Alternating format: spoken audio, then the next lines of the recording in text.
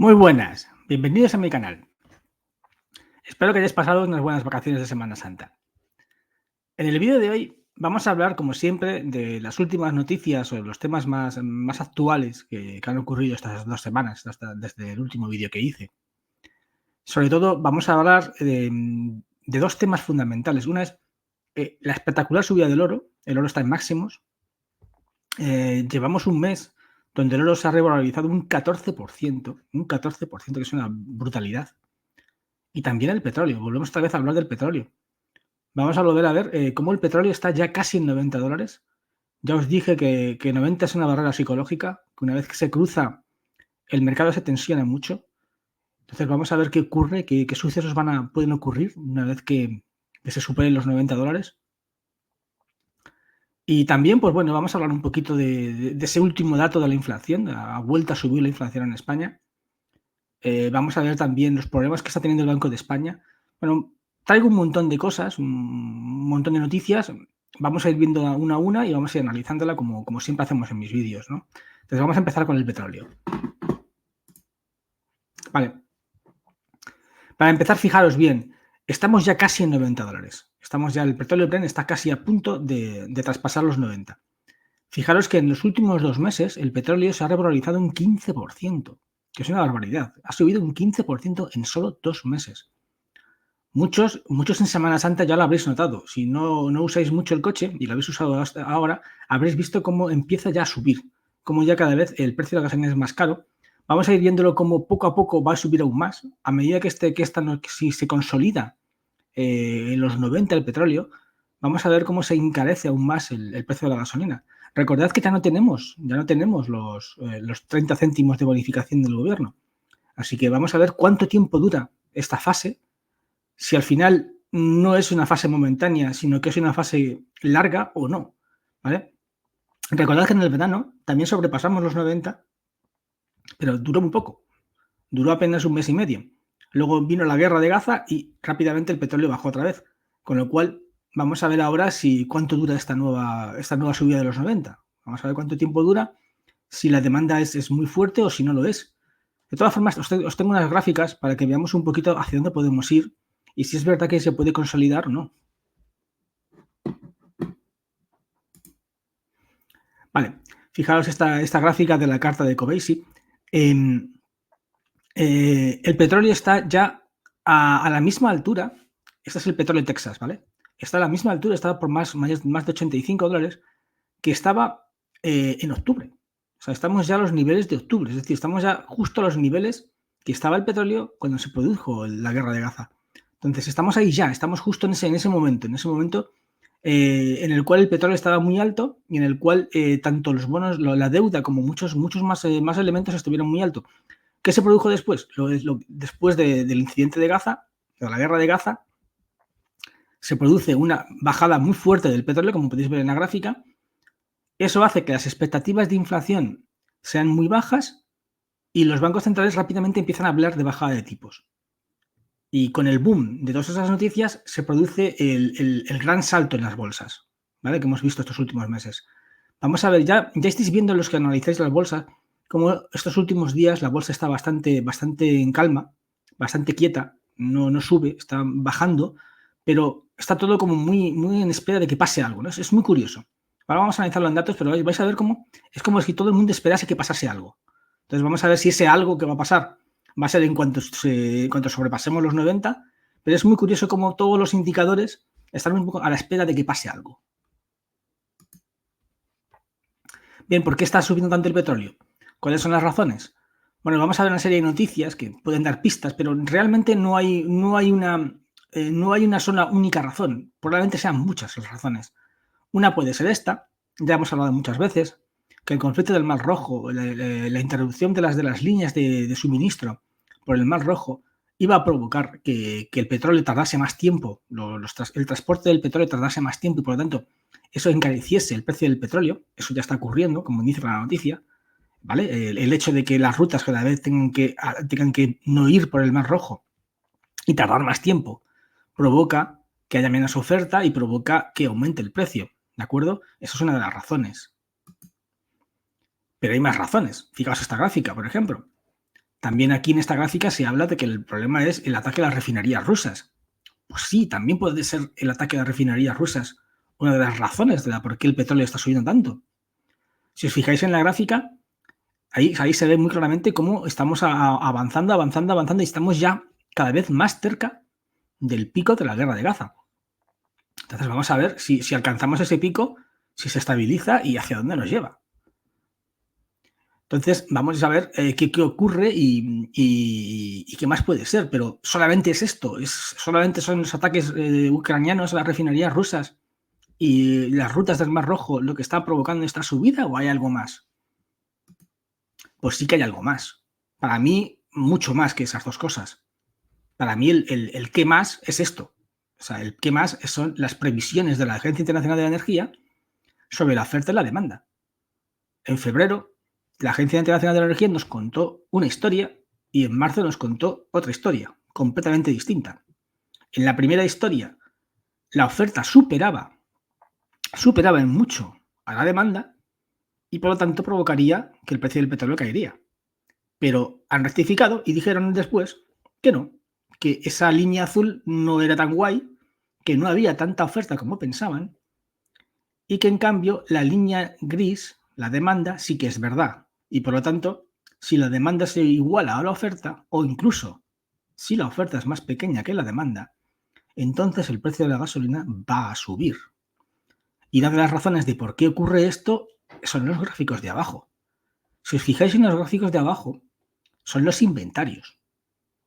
Lo que te está diciendo la Agencia Internacional de la Energía es que hay poco petróleo. Los inventarios están en negativo. Y si los inventarios están en negativo, significa que habrá menos oferta. Al haber menos oferta, el precio de la gasolina sube. Bueno, pues es una combinación de todo. El tema de Ucrania, el tema del Mar Rojo y la demanda.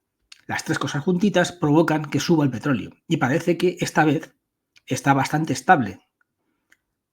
¿Puede pasar como en septiembre y octubre? Puede haber, como digo yo, pasar cositas y que esas cositas hagan que otra vez baje, como pasó en la guerra de Gaza. Podría ocurrir. Si pasa eso, podríamos volver otra vez a ver cómo el petróleo baja. Pero, como os dije en septiembre, a ver qué ocurre. No hay una seguridad 100% de que pase algo a partir de los 90. No hay una seguridad. Bien, estas gráficas son antiguas, pero os lo quería mostrar para que vierais un poco qué está pasando con la demanda y la oferta del petróleo. ¿Por qué está subiendo y por qué la Agencia Internacional de la Energía está diciendo que va a haber menos oferta que demanda? Bueno, en 2019 la Agencia Internacional de la Energía sacó esta gráfica. Sacó esta gráfica indicando los posibles 4 escenarios, habló de 4 escenarios, en función de los nuevos pozos de petróleo. Dijo, en el caso azul, en el caso de que los nuevos pozos de petróleo tengan además mucho más pozos de petróleo, la demanda, la cantidad de petróleo disponible para la demanda sería satisfecha en torno a los 100 millones de barriles diarios. Caso azul. También dijo, pero si no se añaden más campos de petróleo, si no se descubren más campos, si solamente hay las estimaciones actuales de nuevos campos, la verde, entonces tendríamos un decrecimiento. Tendríamos un decrecimiento en la producción, en la oferta, y la demanda tendría problemas. En ese caso estaríamos en la línea verde. Pero dijo más cosas. Dijo un tercer escenario. En el caso de que no se encuentren más pozos de petróleo, de que no haya ningún pozo de petróleo más, estaríamos en la línea marrón. Pero no se encuentra ninguno, pero se sigue invirtiendo en nuevas tecnologías. Entonces tendríamos un decrecimiento más fuerte que nos llevaría, por ejemplo, para 2030 en torno a los 60 millones de barriles. 2030 es dentro de 6 años. No os pensáis que es dentro de 50, es dentro de 6 años. Y el peor escenario es en el que no se invirtiera nada. Si no invertís nada en pozos, si pasáis de los pozos actuales, entonces para 2030 tendríamos un 40 millones de barriles. Evidentemente no estamos en el peor escenario. Yo pienso que estamos en el escenario verde o incluso un poco de azul. Es decir, en los últimos 5 años, esto es hace 6 años, en los últimos 6 años se han descubierto más pozos, Por ejemplo, el tema de Guyana, el tema de... En África, por ejemplo, ahora mismo hay mucho petróleo. Estados Unidos ha aumentado mucho su producción, pero cuidado, porque si al final los informes que nos hablan de que podemos estar en el peak oil, en el Pérmico en Estados Unidos, y se empieza a caer la producción de petróleo de Estados Unidos, esto podría transformarse muy rápidamente. Ahora mirad, esto es el informe de hace un mes. Esto es el informe que sacó la Agencia Internacional de Energía no hace mucho, ni siquiera un mes, hace semanas. En este informe no habla de 4 escenarios, habla de 3 escenarios. Pero ya no, en este informe no se habla de cuánto petróleo hay, sino se habla de cómo se reduciría la demanda en función de cómo funcionasen las renovables. El primer escenario es en el cual las renovables no hagan nada, entonces no se invierta nada en renovables y sigamos con la demanda actual, que según el informe es de 100. Ojo, si habéis visto la gráfica anterior, la primera gráfica que os he puesto, ahora mismo no estamos en 100. Ahora mismo estamos en una demanda de 103. Más de 100, más superior a la línea azul. Vale, si se invierte todo lo que se dice que se va a invertir en renovables, sería el escenario amarillo, que curiosamente coincide mucho, si os fijáis bien, con el escenario 1 y 2, 3. Si os fijáis, el escenario amarillo coincide con la posibilidad de que se encuentren nuevos pozos, pero no muchos pozos de petróleo. Y el tercer escenario de que nos habla aquí de esta gráfica es en el caso de que fuéramos a emisión cero, es decir, que todo fuese renovable. En ese caso, la demanda de petróleo caería en picado. Y coincide con los escenarios 3-4. Es decir, si fuéramos a un sistema de emisiones cero y no se descubriesen pozos petrolíferos y el petróleo cayese en picado en cuanto a producción de petróleo, gracias al escenario 3 nos salvaríamos. Es decir, si tú combinas las dos gráficas, entiendes lo que está pasando, entiendes lo que está ocurriendo. La Agencia Internacional de la Energía, con esta gráfica, te está dando la solución al problema de la gráfica anterior. Ahora, ¿qué pasa si es el escenario azul? Es decir, ¿qué pasa si se produce el escenario 3-4 de caída en picado en la producción, pero no tenemos unas renovables fuertes? Entonces tendremos un problema. Otra gráfica. Esta de Tavi Costa, de qué está el capital. Es una comparación entre el precio del petróleo y el precio de las energéticas, es decir, de las empresas energéticas. Hasta 2022, el precio del petróleo y el valor de las acciones de las empresas energéticas iban de la mano. Pero después de 2022 se desacoplan. El precio de las energéticas es constante, sigue más o menos parecido, pero en cambio baja el precio del petróleo. Es decir, después de la guerra de Ucrania y de la subida del precio del petróleo, que provocó también la subida en bolsa de las energéticas siguen altas en bolsa, pero el precio del petróleo bajó. Hasta un punto que hay un desacople del 52%. Aquí lo que te indica la gráfica es qué pasaría si ese desacople volviese a juntarse. Muchos me diréis, ¿se puede juntar porque suba el precio del petróleo o se puede juntar porque baje el valor de las energéticas? Tema oro. Como os he dicho antes, el oro ha subido un 14% en un mes. Ya está casi en los 2.300. Está ya golpeando los 2.300. Es una auténtica barbaridad. ¿Cuánto ha subido el oro? Ahora mismo es uno de los valores que más ha subido en bolsa. Y además no se sabe muy bien hasta dónde va a llegar, porque las presiones compradoras de Asia siguen siendo muy fuertes. Entonces, hasta un punto de que incluso hay riesgos en algunos bancos pequeños suministradores de lingotes de oro de que tengan problema de colapso. O sea, hasta ese punto estamos llegando. O sea, ya os he enseñado muchas gráficas de bancos centrales comprando mucho oro, pero estas no solamente son bancos centrales. Aquí hay mucho inversor que está haciendo auténtica acaparación de oro. ¿Y qué ocurre ahora? ¿Por qué se está comprando tanto oro? Fijaos la gráfica. La línea roja es los bonos, el valor de la deuda, el valor de los bonos. La línea blanca, el valor del oro. Si os dais cuenta, hasta hace poco, 2020, 2021, más o menos subían muy parecido. Cuando subía el oro, subía el valor de la deuda, y cuando subía el valor de la deuda, subía el oro.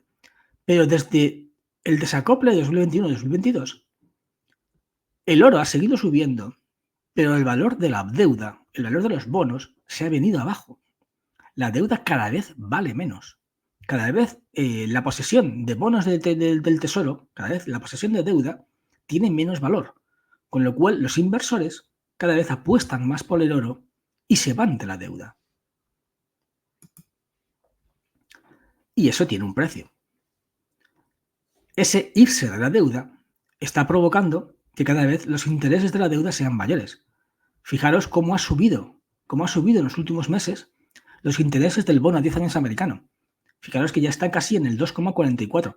Ojo, muchos me diréis, bueno, nada que ver con la situación de octubre del año pasado, porque en octubre se llegó al 5%. Es verdad que se llegó al 5%, pero es que ahora estamos ya en el 4,4 y subiendo. Y subiendo. Veremos a ver si volvemos otra vez a la situación del 5.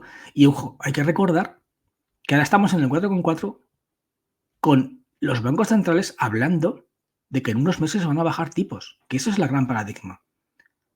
Si los bancos centrales al final deciden no bajar tipos, si llegamos al verano y no bajan tipos, es más que probable que este 4,4 avance mucho más, sobre todo si sube la inflación y se sigue subiendo el precio del petróleo. Bien, vamos a analizarlo un poco. ¿Por qué es tan importante todo esto? ¿Qué ha pasado? ¿Por qué la deuda ahora se ha caído en picado? ¿Por qué antes, durante los años 10, el valor de la deuda estaba alto y ahora está tan bajo? Fijaos la gráfica. Aquí tenéis los intereses de los bonos a 3 meses y a 10 años. Bien, si os fijáis bien, si os vais a la década de los 10, los intereses de la deuda eran muy bajos, incluso negativos en algunos casos. ¿Por qué? Porque durante la década de los 10, la década pasada, el petróleo estuvo muy bajo. El petróleo estaba por una media de unos $50 el barril. Eso hizo que la inflación estuviese muy baja, incluso casi negativa, y provocó que la deuda estuviese en unos intereses muy bajos. ¿Qué ha ocurrido? El precio del petróleo ya no está en los 50, ahora está en los 80, y eso ha provocado que la deuda suba, que los intereses de la deuda suban. ¿Por qué? Porque eso ha provocado que la inflación suba, y como ha subido la inflación, han subido los tipos de interés. Al subir los tipos de interés, los intereses de la deuda se disparan. Y eso hace que el valor de la deuda anterior, la deuda comprada durante la década de los 10 que veis en la gráfica, no valga casi nada. ¿Y todo esto en qué se traduce? Pues se traduce en miedo. En miedo, sobre todo de Bruselas, a los grandes poseedores de deuda, como por ejemplo España. Y uno de esos miedos ha hecho que Bruselas, por ejemplo, hace unas semanas pidiera a España que hiciera más esfuerzos y sobre todo que tuviera cuidado con las pensiones. ¿Por qué?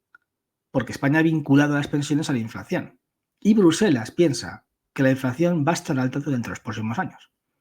Aunque oficialmente dice lo contrario, yo sigo pensando que piensan que va a seguir alta.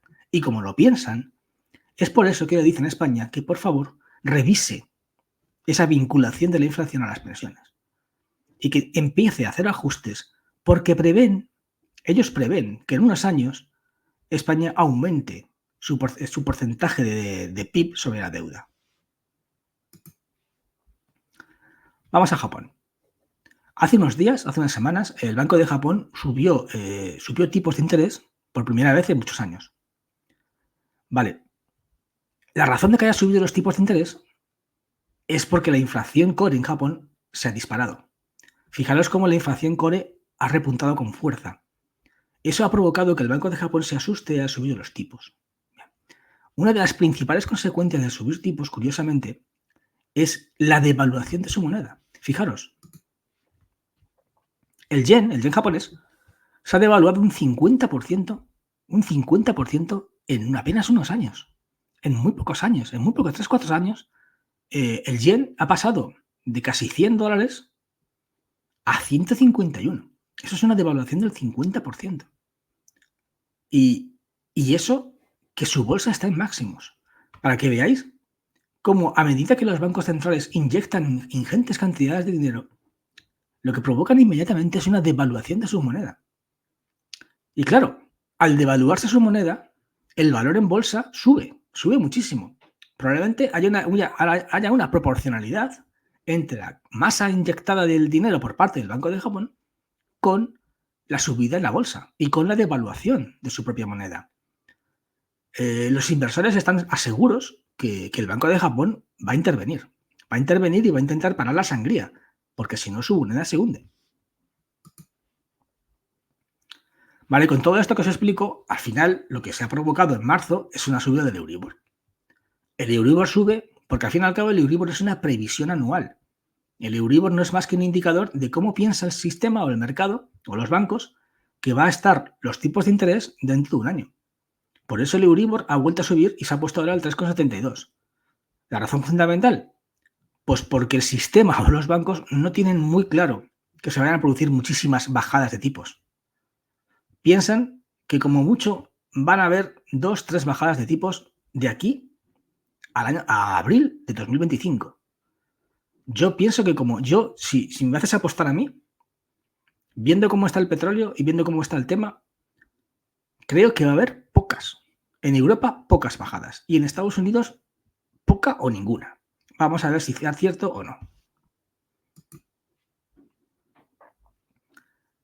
La razón de que el Euribor suba es esta. El IPC en España ha repuntado un 3,2. Ha vuelto a subir en marzo. Esta es la gran razón. Lo que pasa es que al subir la inflación, las probabilidades de que el Banco Central baje tipos son menores y el Euribor sube. Así de sencillo. Al final, ya os he dicho que al final todo va de la mano. El indicador más importante para mí sigue siendo el petróleo. Si el petróleo sube, sube la inflación. Como el petróleo ha estado en torno a los 85 durante este mes, la inflación ha vuelto a subir. Al subir la inflación, los bancos centrales tienen menos opciones de bajar tipos. Y como tienen menos opciones de bajar tipos, el Euribor sube. Así de sencillo. Al final siempre todo tira del petróleo. Lógicamente no solo el petróleo provoca esa subida de la inflación. También el tema de los precios agrícolas.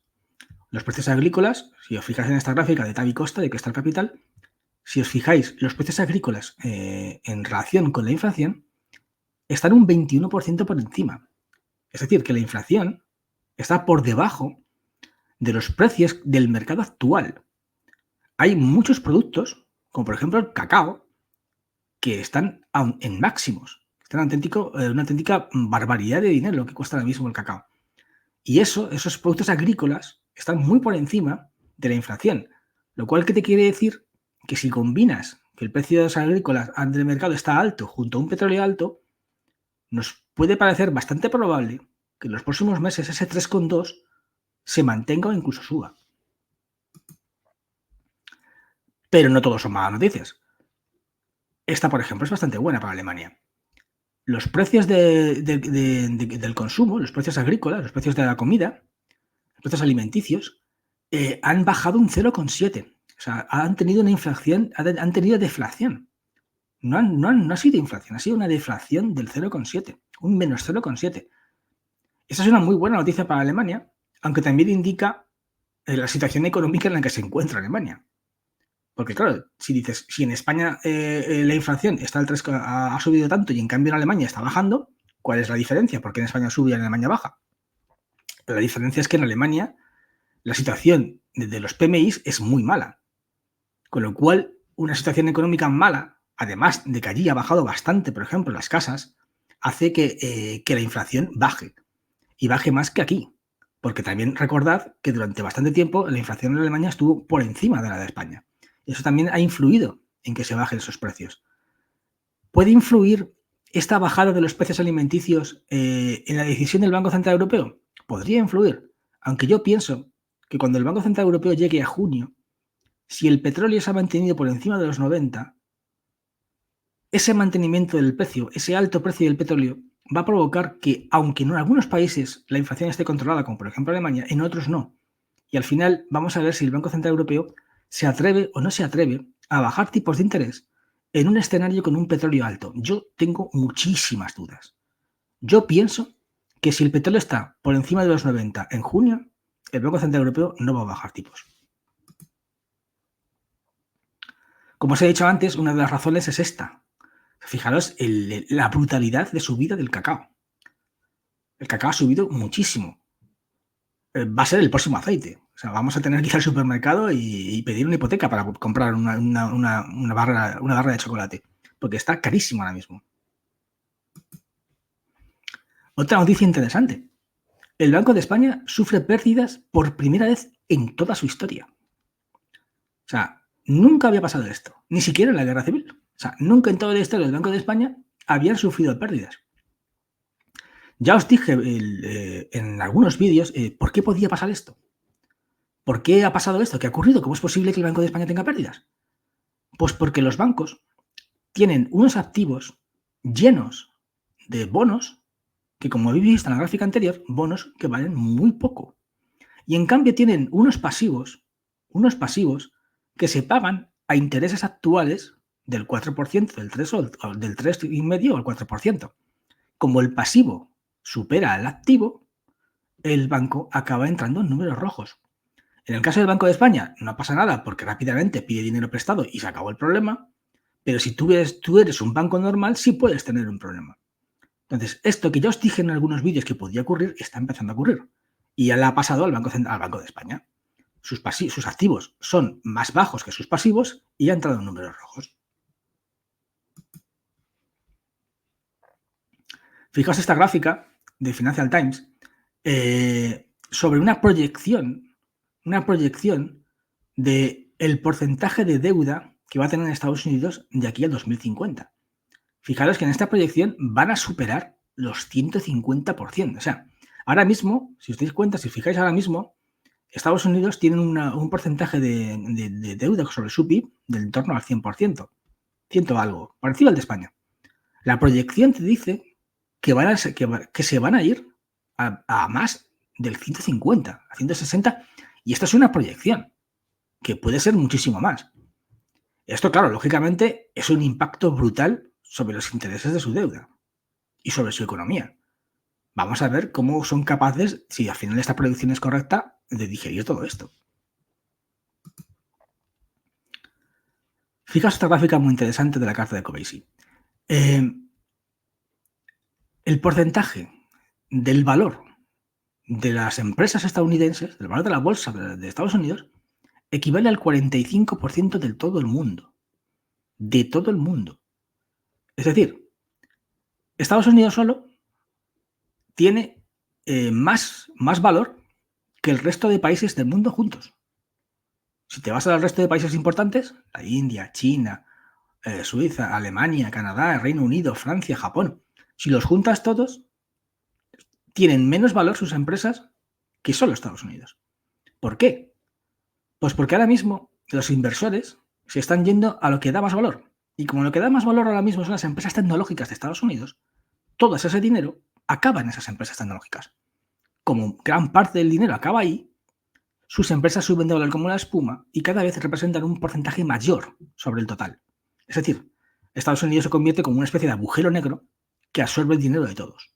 Eso es lo que está ocurriendo y eso es lo que te está diciendo esta gráfica. Muchos me diréis, bueno, pero ya ha pasado, ya ocurrió esto. Efectivamente, ¿cuándo fue la última vez que ocurrió esto? La crisis de las .com. La crisis de las .com.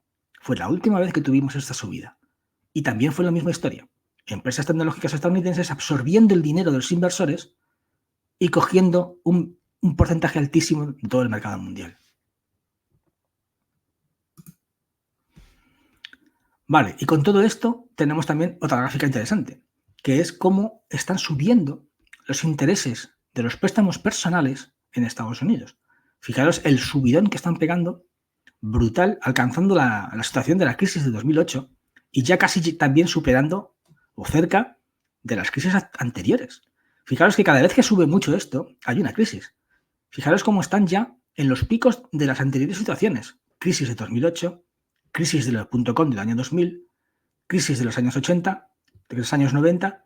Cada vez que esto ocurre hay una crisis. Entonces, ¿quiere decir esto que se acerca una crisis? No.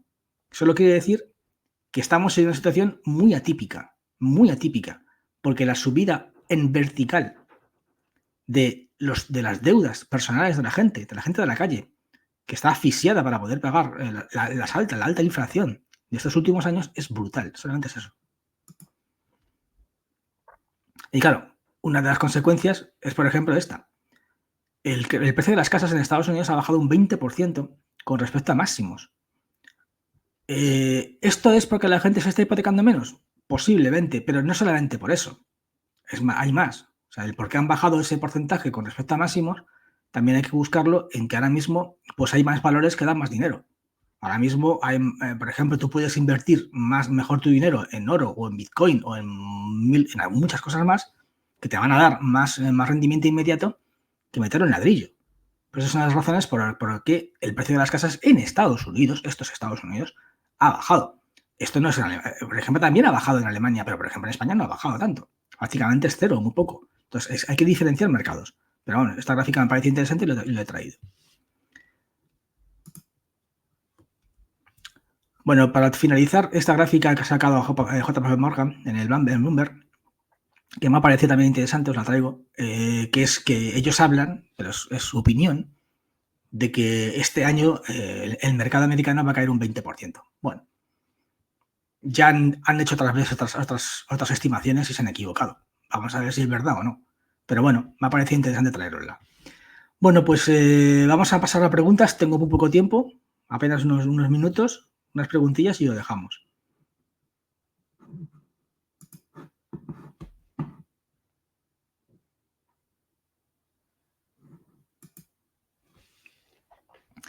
Pero lo de la bajada de tipos del BCE en junio no era ya 100% seguro.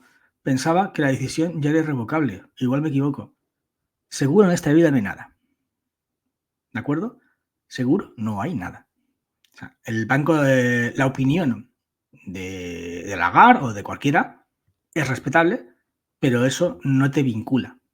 ¿De acuerdo? Han dicho que sí, han dicho que van a bajar tipos, pero te puedo asegurar que si el precio del petróleo está por encima de los 90 y la inflación ha vuelto a subir, va a ser difícil mantener esa opinión. Por lo tanto, perfectamente, aunque hayan dicho esto, perfectamente en junio pueden echarse para atrás.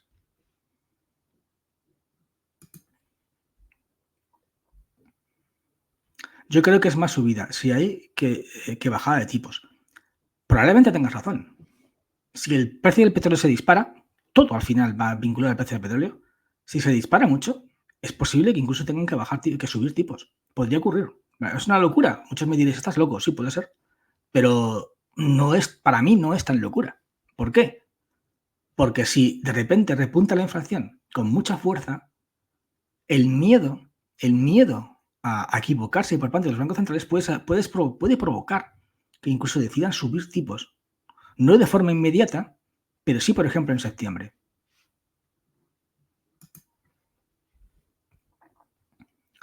¿Cómo ves los bonos de guerra? ¿No sería como fomentar la inversión en la industria militar y en las guerras? Bueno, pues es posible. Sí, ahora hay mucho discurso belicista. Fíjate, Polonia, ¿no? Cómo reprimió a Sánchez y cómo hacen un discurso bastante belicista. Bueno, puede ser. Puede ser que estén fomentándolo, no lo sé. Desconozco muy bien cuáles son las intenciones o por qué, no sé si es que quieren asustar a la gente o si realmente hay un peligro inminente de guerra en Europa, no lo sé. Ahora mismo no lo tengo tan claro. Pero sí que es verdad que hay un discurso y que hay movimientos. Y que sí que es verdad que se está incrementando la compra de armas. Entonces estos bonos de guerra, pues bueno, pues seguramente se incrementen.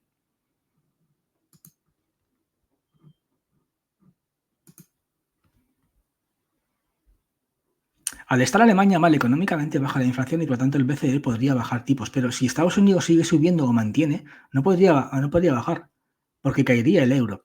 Esa es la gran cuestión. Lo hemos hablado muchas veces aquí y es la gran cuestión. Ahí está la gran cuestión. Es decir, es verdad que Alemania es muchísimo el peso que tiene en la decisión del Banco Central Europeo, pero también es verdad que a Alemania le importa mucho el euro. Entonces, si Europa baja tipos y Estados Unidos se mantiene, se va a devaluar el euro. Si se devalúa el euro, te va a costar más importar cosas. Como ahora mismo los PMIs alemanes son muy malos y cada vez están exportando menos de lo que están importando, si tú devalúas tu moneda y exportas menos e importas más, vas a importar inflación. Por lo tanto, aunque tú tengas poca inflación, si haces ese movimiento, te arriesgas a que el euro se baje mucho y a los alemanes les cuesten mucho los productos que importan y por lo tanto suba rápidamente el dinero. Entre otras cosas, porque si ocurre eso, el precio del petróleo que vas a pagar en Europa va a ser más alto. Si se devalúa el euro, como el petróleo se paga en dólares, vas a pagar más dólares. Y si pagas más dólares, el precio de la gasolina va a subir. Y como todo el transporte es por gasolina o por gasoil, al final eso repercute en el precio de la comida. Por eso es que la decisión es tan importante y por eso pienso yo que como tengas un petróleo alto, se van a pensar muchísimo esa bajada de tipos.